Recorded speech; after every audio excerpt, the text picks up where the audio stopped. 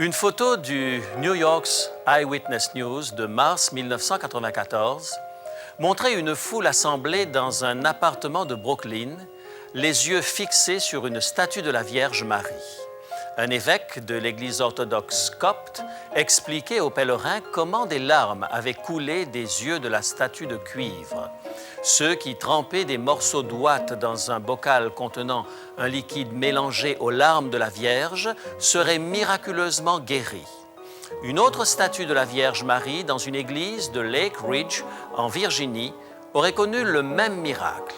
Selon la rumeur, la statue se met à suinter en présence d'un jeune prêtre du nom de James Bruce, portant les stigmates du Christ aux poignets, aux pieds et à la poitrine. Tous les dimanches, l'église de Lake Ridge est bondée de curieux et de fidèles, désireux de voir la statue pleurer ou constater de leurs yeux les stigmates du père Bruce. Ce qui étonne le plus les observateurs, c'est que dans un monde généralement sceptique en ce qui concerne le surnaturel, bien des gens instruits croient à ces phénomènes.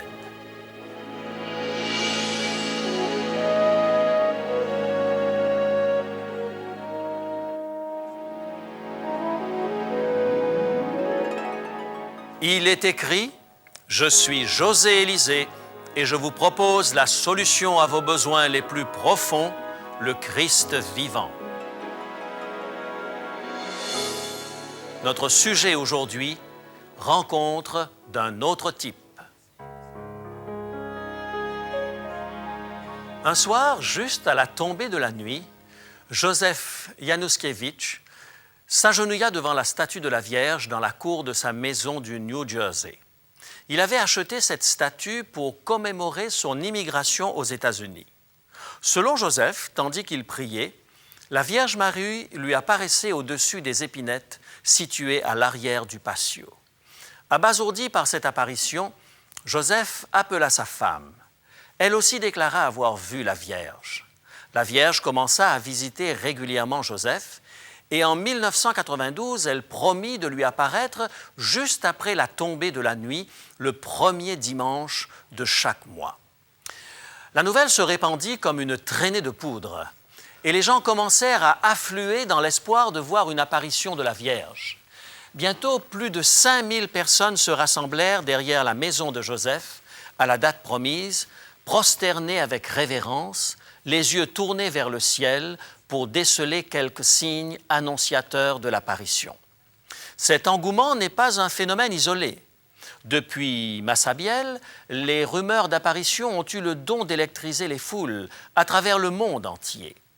Qualifiées d'événements miraculeux par les médias, ces apparitions drainent des millions de personnes sur les lieux sacrés à la poursuite d'événements surnaturels. Nos concitoyens ont désespérément besoin d'un contact direct avec le miraculeux.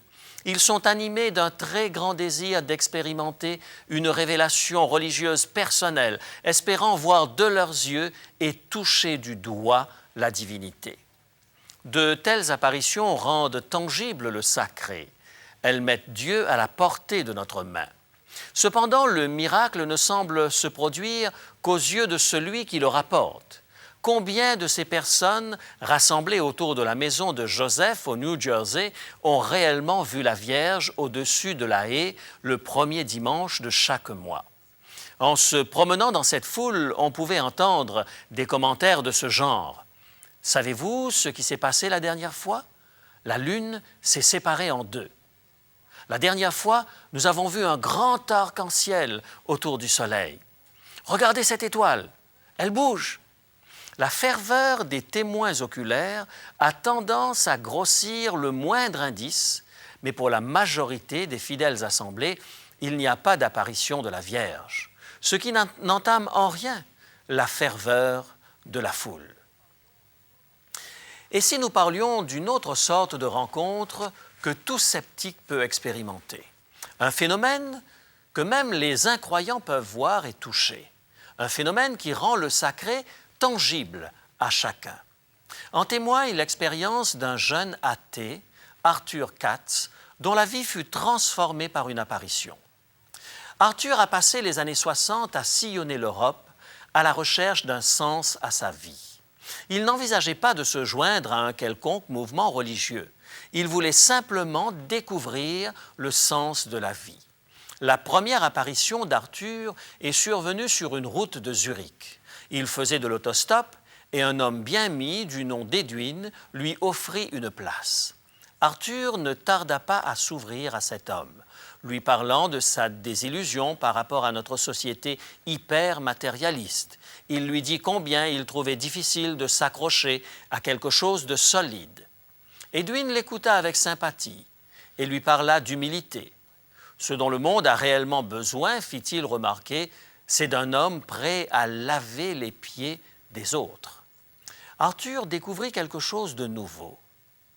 Laissons-le nous le raconter avec ses propres mots. Tandis qu'il me parlait, je m'imaginais des personnes bien nourries, suffisantes, satisfaites, s'abaissant à laver les pieds des plus démunis, des plus méprisés. C'est comme si une lumière avait illuminé mon esprit. Cet esprit de simplicité était bien plus profond, pensais-je, que n'importe quelle philosophie ou idéologie dont j'avais entendu parler jusque-là. Du jour au lendemain, sans effusion de sang, cela pouvait changer le monde.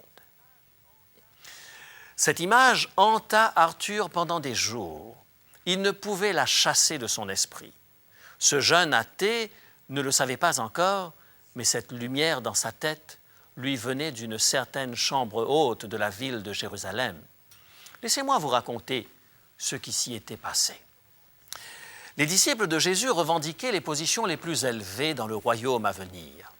Dans cette atmosphère tendue et hostile, Jésus fit quelque chose de remarquable rapporté par l'apôtre Jean au chapitre 13 de son évangile, les versets 3 à 5. Évangile de Jean, chapitre 13, les versets 3 à 5. Jésus, qui savait que le Père avait remis toutes choses entre ses mains, qu'il était venu de Dieu et qu'il s'en allait à Dieu, se leva de table, ôta ses vêtements et prit un linge dont il se ceignit. Ensuite, il versa de l'eau dans un bassin et il se mit à laver les pieds de ses disciples et à les essuyer avec le linge dont il était ceint. Jésus, le Maître, avait pris la place des serviteurs pour ses disciples. C'était un sermon muet qu'il n'était pas prêt d'oublier. Et l'écho de cet acte d'humilité avait traversé l'histoire et touché un homme sur une route près de Zurich. Arthur Katz était fasciné par cet esprit d'humilité et de grâce. Afin de vous aider à bien saisir jusqu'à quel point Jésus s'est humilié, j'ai préparé à votre intention un extrait du livre Jésus-Christ intitulé « La chambre haute ». Ce chapitre explique toute la portée de cet acte accompli par Jésus. S'appuyant sur une coutume de son époque, Jésus va établir l'une des plus belles institutions chrétiennes. Pourtant, de nos jours, la majorité des chrétiens ont mis de côté ce puissant rappel de la grâce, perdant du même coup l'un des aspects les plus significatifs de la Sainte Seine. Alors, appelez-nous ou écrivez-nous pour obtenir gratuitement votre extrait du livre Jésus-Christ. Je vous donnerai plus d'informations à la fin de notre émission. En visitant le pays d'Israël, je me suis souvent interrogé sur l'authenticité des lieux qui sont présentés aux touristes comme étant ceux que Jésus a fréquentés. Le fait même qu'il existe 2 tombeaux de Jésus à Jérusalem devrait mettre la puce à l'oreille de ceux qui ne se contentent pas de béer d'admiration devant le premier caillou venu. Un examen approfondi des lieux dits saints révèle que peu d'entre eux peuvent être considérés comme vraiment authentiques. Aussi, j'ai toujours posé un regard critique sur les sites touristiques de Palestine, jusqu'au jour où j'ai traversé le lac de Galilée dans une frêle embarcation. Contemplant la silhouette des montagnes qui se découpaient sur l'horizon, je fus pris d'une violente émotion et me sentis transporté à une autre époque, lorsque Jésus naviguait sur le lac de Galilée avec ses disciples pêcheurs. Ce fut ce jour-là que je ressentis le plus fortement le désir de le rencontrer. Combien merveilleux cela aurait été de le voir assis dans une barque ou marchant sur les eaux. Combien merveilleux cela aurait été de le rencontrer et de lui parler assis sur la rive du lac. Mais n'avais-je pas cette opportunité chaque jour grâce à la Bible? Je peux le voir et lui parler, et je peux l'entendre me parler clairement à travers la parole. Une rencontre avec Jésus dans la parole de Dieu rend le sacré tangible. Nous pouvons le voir et le toucher. Par la même occasion, la nécessité d'être le témoin d'une apparition lumineuse dans le ciel ou d'une statue qui pleure s'estompe au profit du Dieu fait homme que la Bible me fait connaître. Les gens s'enthousiasment pour toutes sortes de rumeurs d'apparition de Jésus. Quelqu'un n'a-t-il pas récemment prétendu avoir vu Jésus sur un baril d'huile de soya en Ohio? Quelqu'un d'autre l'a aperçu dans un dépotoir du Texas. Et certains l'ont même vu sur un panneau publicitaire pour une marque de nouilles à Atlanta, en Géorgie. Et il s'est trouvé des gens pour se déplacer pour l'occasion. Chers amis, la plus vivante des apparitions de Jésus se trouve juste là, dans ce livre, au bout de nos doigts. Pourtant, ces apparitions qui galvanisent les foules ne nous enseignent rien. Elles n'ont rien à nous dire.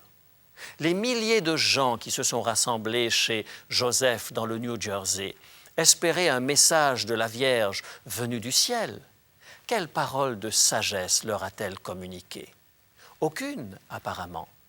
Joseph a été incapable de faire part d'une quelconque révélation.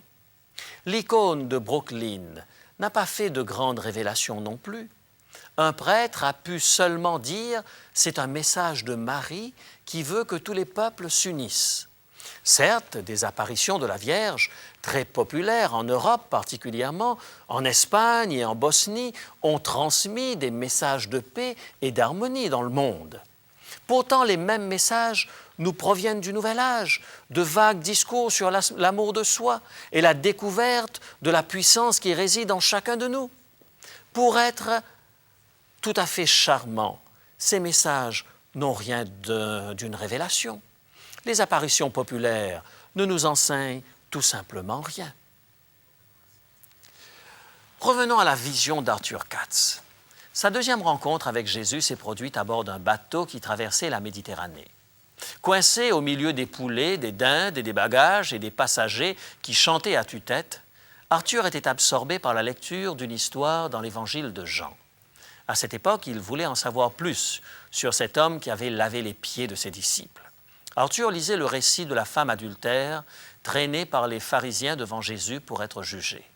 Les pharisiens dirent à Jésus que la loi de Moïse prescrivait que cette femme soit lapidée. Le pouls d'Arthur s'accéléra à la pensée que ces gens utilisaient la loi de Moïse pour coincer Jésus. Si Jésus approuvait la lapidation, il se retrouverait en conflit avec les autorités romaines, car seuls les Romains détenaient le pouvoir de prononcer une sentence d'exécution. S'il refusait la lapidation, il s'opposerait à la loi de Dieu. Les pharisiens étaient certains d'avoir piégé Jésus. Arthur fit une pause, se demandant comment Jésus allait s'en sortir. Puis il lut ces paroles dans l'Évangile de Jean, au chapitre 8 et le verset 7. Évangile de Jean, chapitre 8 et le verset 7. Que celui de vous qui est sans péché jette le premier la pierre contre elle. Arthur avait à nouveau le sentiment d'une vision claire de la vérité. Écoutez ces paroles. C'était comme si une épée m'avait transpercé. J'étais muet, bouleversé par une réponse aussi parfaite. Elle répondait à toutes les questions angoissantes que je m'étais posées dans ma vie. Je savais que ce que j'avais lu surpassait la sagesse humaine. Cela se devait d'être divin. La passion avec laquelle Jésus luttait contre le péché, tout en manifestant une immense compassion envers les pécheurs, est une révélation extraordinaire. Chers amis, c'est ce qui se trouve entre nos mains. C'est la parole de Dieu qui peut pénétrer au plus profond de notre être. Elle illumine notre esprit. La vie de Jésus a le pouvoir de la révélation. Il ne s'agit pas d'un simple message dans une carte de vœux. Ce n'est pas un message vague pouvant convenir à n'importe qui dans n'importe quelle circonstance. C'est une révélation personnelle qui peut nous enseigner. Les apparitions populaires nous apprennent peu de choses. Elles ne constituent pas une révélation. Elles peuvent être utilisées de différentes façons. Elles peuvent être manipulées et utilisées pour exploiter des croyants sincères. Sachant que dans les derniers jours, des démons opéreront des prodiges et des miracles dans le monde entier, se déguisant même en anges de lumière, nous devons garder présent à l'esprit que ces phénomènes miraculeux peuvent aussi bien avoir une source divine qu'une source diabolique. Écoutez comment l'apôtre Paul décrit ce phénomène dans sa deuxième épître aux Thessaloniciens, le chapitre 2 et les versets 9 et 10. 2 Thessaloniciens, chapitre 2, versets 9 et 10. L'apparition de cet impie se fera par la puissance de Satan, avec toutes sortes de miracles, de signes et de prodiges mensongers, et avec toutes les séductions de l'iniquité pour ceux qui périssent parce qu'ils n'ont pas reçu l'amour de la vérité pour être sauvés. Les apparitions peuvent nous rapprocher de Dieu. Elles peuvent aussi nous conduire au bord du gouffre. Elles peuvent aussi bien faire de nous des fanatiques que de nous faire devenir l'objet d'un culte. Paul nous met en garde contre les faux miracles, les signes et les prodiges qui perdront ceux qui vont périr. Comment distinguer entre les miracles de Dieu et les contrefaçons et les prodiges de Satan? Le prophète Ésaïe nous donne une réponse très simple. Prévenant son peuple des dangers de recourir aux médiums et aux spirites, il dit au chapitre 8 de son livre, le verset 20, ce qui suit. Ésaïe, chapitre 8 et le verset 20. Voici ce que nous y lisons. À la loi et au témoignage, si l'on ne parle pas ainsi, il n'y aura point d'aurore pour le peuple. En d'autres mots, éprouvez chaque esprit au moyen de la parole de Dieu. Ne prêtez foi à aucune apparition, aussi impressionnante qu'elle puisse être, aussi miraculeuse qu'elle puisse sembler, si elle vous conduit loin des enseignements de la parole de Dieu. Tout signe ou miracle venant de Dieu doit être assujetti à l'autorité de Christ. Il s'est fait connaître à nous par les Écritures. Elles sont là juste à notre portée. Il nous enseigne par sa parole. Alors qu'il traversait l'Europe, Arthur Katz continuait à étudier le Nouveau Testament. L'image vivante du Christ ne le quittait pas et finalement il eut un face-à-face avec le Dieu vivant. Cela se produisit à Jérusalem. Arthur avait fait la connaissance d'un couple de Juifs qui avaient accepté Christ comme le Messie. Un soir, ils lui parlèrent de la conversion. Ils lui parlèrent de la nature pécheresse de l'homme et de son besoin d'un nouveau cœur et d'un nouvel esprit. Au début, Arthur essaya d'argumenter. Il ne se considérait pas comme un pécheur misérable. Il craignait de se laisser séduire et d'abandonner sa vie à une quelconque puissance, même bienfaisante. Il était tendu de devoir faire un choix pour Dieu, un choix qui pourrait influencer sa destinée à tout jamais. Mais après s'être retiré dans sa chambre ce soir-là, Arthur commença à lire la prophétie d'Ésaïe. Et c'est là que se produisit la révélation finale. Arthur lut ces paroles du prophète au sujet du Messie dans le chapitre 53 de son livre, les versets 3 à 5. Ésaïe, chapitre 53, versets 3 à 5. Méprisé et abandonné des hommes, homme de douleur et habitué à la souffrance, semblable à celui dont on détourne le visage, nous l'avons dédaigné, nous n'avons fait de lui aucun cas. Cependant, ce sont nos souffrances qu'il a portées, c'est de nos douleurs qu'il s'est chargé, et nous l'avons considéré comme puni, frappé de Dieu et humilié. Mais il était blessé pour nos péchés, brisé pour nos iniquités. Le châtiment qui nous donne la paix est tombé sur lui, et c'est par ses meurtrissures que nous sommes guéri. Arthur voyait le Messie cloué sur la croix, portant les souffrances de toute l'humanité, meurtri par nos manquements. Et Arthur réalisa finalement qu'il ne pourrait jamais s'éloigner de ce Christ vivant. Si pendant la journée il fut très anxieux au sujet de la décision à prendre, cette nuit-là, tout s'éclaircit à ses yeux. Arthur réalisa soudainement que Dieu avait dirigé chaque étape de sa longue odyssée. Dieu avait été présent tout au long de ses recherches. C'était comme une immense toile et Dieu harmonisait les couleurs. Arthur dit ceci: « Je me voyais moi-même en toile de fond de l'éternité. Je voyais Dieu révélé en tant que Messie. » Arthur murmura: « Je t'accepte maintenant comme Sauveur et Seigneur. » Arthur se mit à aider d'autres personnes. Il commença à sentir qu'il était un instrument entre les mains de Dieu. Il commença à réparer des relations douloureuses et brisées de son passé. Pour la première fois, il était capable de bâtir des relations saines et à long terme. Bientôt, ce jeune homme, qui semblait être un sceptique endurci, tourmenté et angoissé, put rendre ce témoignage. « J'ai trouvé la réponse à toutes mes questions, l'accomplissement de tous mes désirs, la fin de ma quête. » Jésus-Christ est le seul qui puisse transformer nos vies. Jésus-Christ, à portée de main dans la Bible, si proche, si tangible. Jésus-Christ se révélant lui-même à nous dans sa parole, nous mettant en contact direct avec Dieu.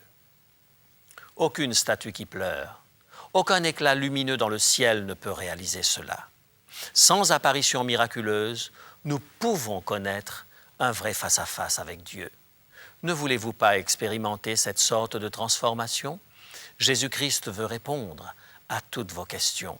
Il veut combler tous vos désirs. Il veut être la fin de votre quête. Il veut inspirer vos louanges les plus joyeuses. Voulez-vous venir à lui?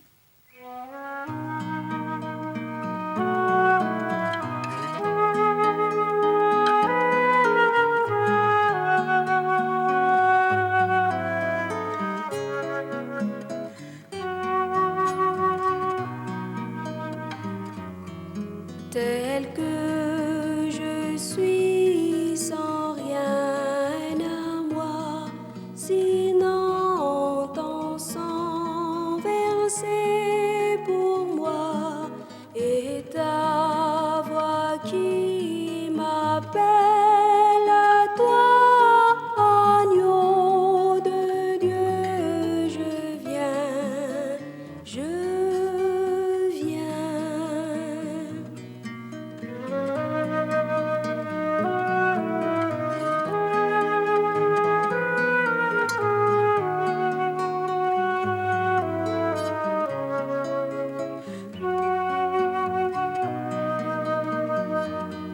Tel que je suis, ton cœur est prêt à prendre le mien tel qu'il est, pour tout changer, Sauveur parfait, agneau de Dieu, je viens, je viens.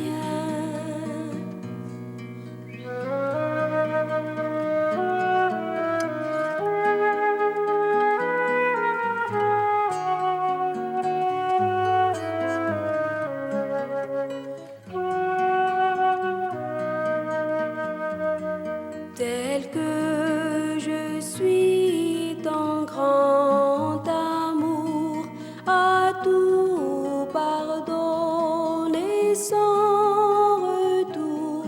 Je veux être à toi dès ce jour, agneau de Dieu, je viens, je viens.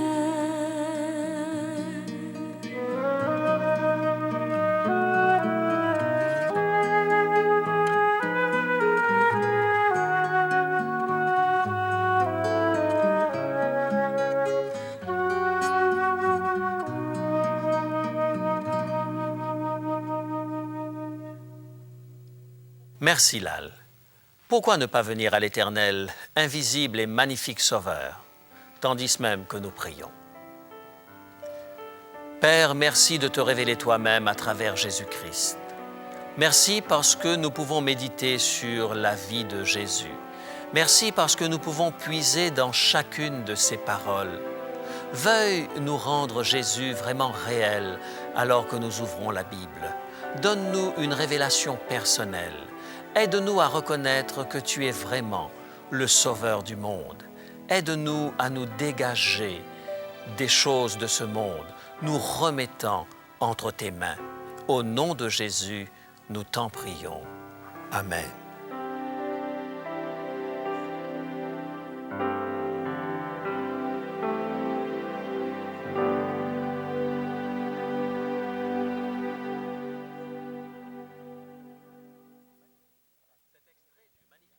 Cet extrait du magnifique livre intitulé « Jésus-Christ vous fera pénétrer dans l'intimité de la chambre haute », là où Jésus a appris à ses disciples la plus belle leçon d'amour. L'évangéliste Jean déclare que ce jour-là, Jésus mit le comble à son amour pour ses disciples. Après avoir lu ce chapitre, vous ne verrez plus jamais Christ de la même façon. Il n'est pas qu'une simple apparition religieuse dans l'esprit des gens. C'est un être qui a réellement existé dans l'histoire de l'humanité et dont nous pouvons être sûrs. J'aimerais vous remettre un extrait de ce livre qui fonde votre foi sur le roc. Écrivez-nous ou appelez-nous pour obtenir gratuitement votre extrait du livre Jésus-Christ. Voici les informations dont vous avez besoin.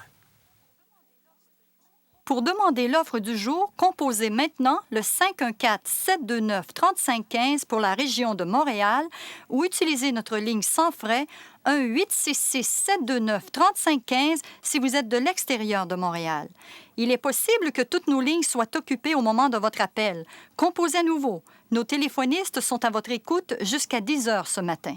Mentionnez clairement le titre de l'offre demandée et parlez lentement afin que nous puissions bien noter vos noms et adresses.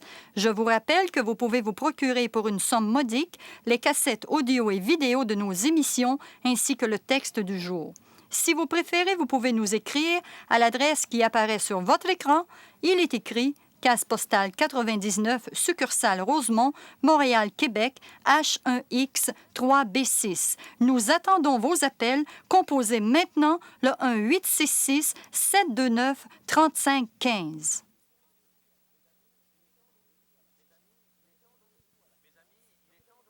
Mes amis, il est temps de nous quitter. Je vous donne rendez-vous à la semaine prochaine.